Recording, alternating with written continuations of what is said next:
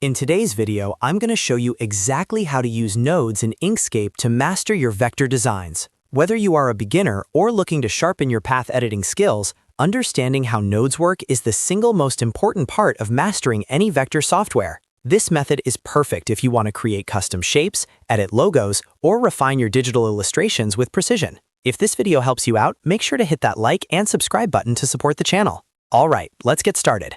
First, we need to set everything up. Open Inkscape and select the node tool from the toolbar on the left, or simply press the N key on your keyboard. Now, click on your object. If you are working with a basic shape like a rectangle or a circle, or even if you are working with text, you won't see nodes right away. This is because these shapes are still shapes. To see the nodes, you must press Ctrl plus Shift plus C, which is the command for object to path. This converts your shape into a series of editable points. Now that we can see them, let's talk about basic node anatomy so you know what you are looking at. First, you have the nodes themselves. These are the small squares that define the skeleton of your shape. Next, you have segments, which are the lines or curves connecting any two nodes. Finally, there are the handles. These are the circular points attached to a node that allow you to control the specific curvature of a segment. Knowing how to select these is vital. To select a single node, simply click it. If you need to select multiple nodes, hold down Shift while clicking each one. You can also click and drag a box to select all nodes within a specific area. If you are working with a very complex design, hold Alt and drag your mouse to use a lasso selection, which lets you circle specific clusters of nodes easily. Once selected, moving and reshaping is simple. To move a node, just click and drag it to change the path.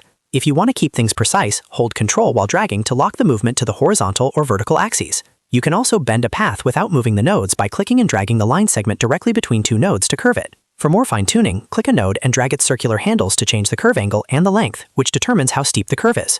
Now, let's look at the top tool controls bar to change node types. With a node selected, you can turn it into a corner node by pressing Shift-C. This creates sharp corners where handles move independently. If you want a fluid curve, press Shift-S for a smooth node. This makes the handles move together in a straight line. There is also the symmetric node, which forces both handles to stay the same length for a perfectly balanced curve. To add a node, simply double-click anywhere on a path segment. To remove one, select the node and press Delete or Backspace. If you have two separate path ends, select them both and click the Join Selected Nodes icon in the top bar to weld them together. Conversely, if you want to split a path, select a node and click the Break Path at Selected Nodes icon. For better visibility, you can go to View, then Display Mode, and choose Outline. This lets you see your nodes and paths clearly without any fills or strokes in the way. If your path feels too cluttered, press Ctrl plus L to simplify the path, which reduces the number of nodes while keeping the general shape. Just remember the main shortcuts. N for the node tool, Ctrl plus Shift plus C to convert to a path, and Shift-S or Shift-C for smoothing our corners. And that's it, you've successfully mastered the basics of using nodes in Inkscape. If this video helps, make sure to hit that like and subscribe button.